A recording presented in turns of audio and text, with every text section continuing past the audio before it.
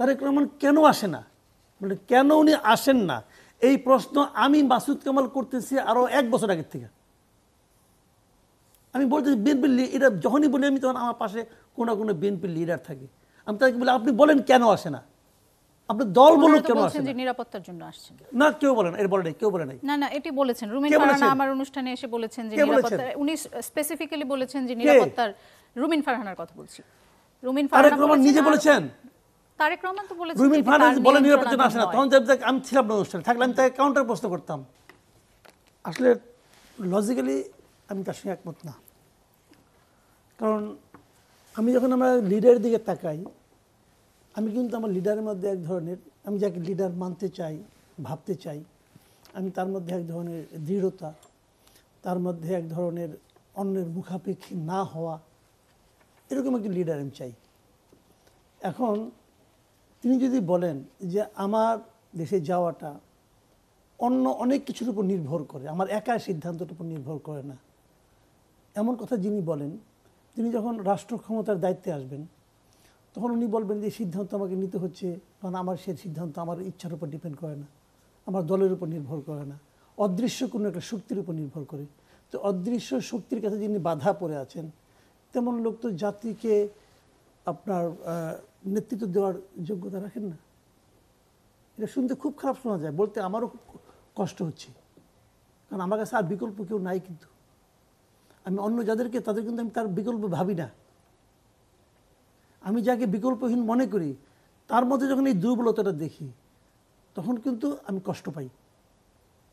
কাজেই এই জিনিসটা ভালো না। পৃথিবীর কোনো দেশ তার সরকার প্রধানের জন্য এই বৈশিষ্ট্যটাকে কামনা করে না।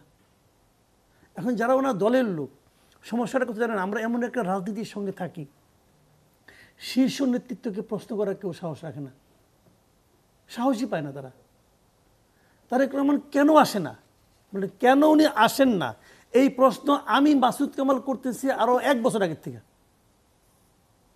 আমি বলতেছি বিএনপির এটা যখনই বলি আমি তখন আমার পাশে কোনো কোনো বিএনপির লিডার থাকে। আমি তাকে বলি আপনি বলেন কেন আসে না, আপনার দল বলুন কেন আসে না। নিরাপত্তার জন্য আসছেন না, কেউ বলেন এর বলে নাই, কেউ বলে নাই। না না, এটি বলেছেন রুমিন ফারহানা আমার অনুষ্ঠানে এসে বলেছেন যে নিরাপত্তা, উনি স্পেসিফিক্যালি বলেছেন যে নিরাপত্তার, রুমিন ফারহানার কথা বলছি। রুমিন ফারহানা নিজে বলেছেন, তারেক রহমান তো বলেছেন রুমিন ফারহানা বলেন নিরাপত্তা আসে না। তখন আমি ছিলাম না অনুষ্ঠানে, থাকলে আমি তাকে কাউন্টার প্রশ্ন করতাম। উনি যে নিরাপত্তার জন্য আসেন না, এটা আপনাকে কে বললো? আপনি ভেবে বলেছেন? আপনার ভাবনার উৎসটা কি আমি জানতে চাইবো না? যদি নিরাপত্তার উৎস, যদি নিরাপত্তাহীনতার উৎস যদি জাহাঙ্গীর আলম চৌধুরী হয়, আমি ওনাকে প্রশ্ন করবো আপনি কেন নিরাপত্তা দিতে পারছেন না? ভাই, একটা লেজ ধরে ধরে আপনি অগ্রসর হবেন।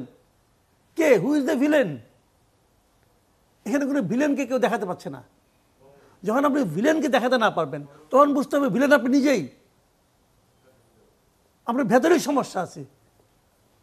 তো এটা কিন্তু বড়, আমি বললাম তো এই কথাটা বলতে আমার খুব খারাপ লাগছে। এখানে আমার হাতে কোনো বিকল্প নাই। এত কিছুর পরেও তারেক রহমান ছাড়া আমার কাছে কোনো বিকল্প নাই এখন।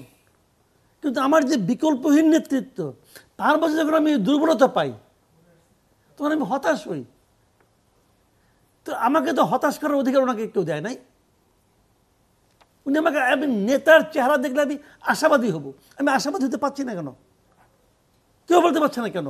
উনি যে ব্যাখ্যাটা দিছে, এবং বিএনপির নেতারা বারবার করে বিভিন্ন ধরনের ডেট দিয়েছেন, কিছু বলে না ভাই, তারা জানে না কিছু, কেমনে বলবে? তারা বলেছেন নভেম্বরে আসবেন, তফসিল ঘোষণার পর আসবেন, শীঘ্রই আসবেন। বিএনপি নেতারা কেউ জিজ্ঞাসা করে না, আমি শিওর বিএনপি নেতারা কেউ তাকে জিজ্ঞাসাও করে না।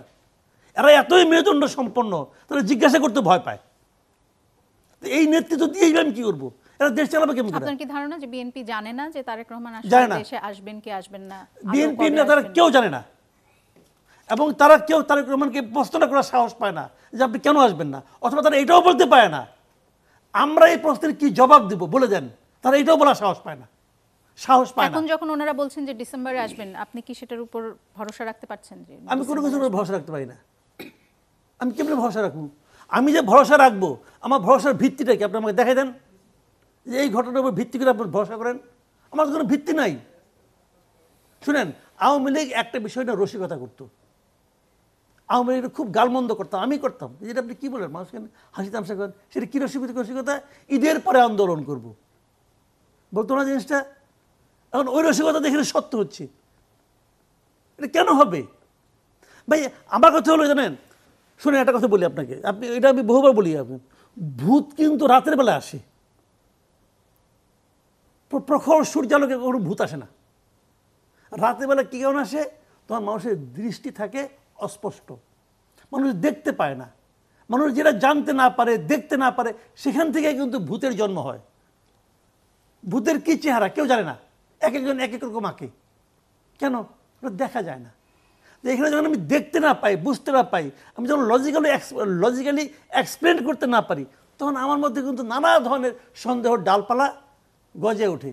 এবং সন্দেহের ধর্মে হলো এটা, যে প্রতিদিন আপনাকে আরো আরো অনেক অনেক ডালপালা উপহার দিবে।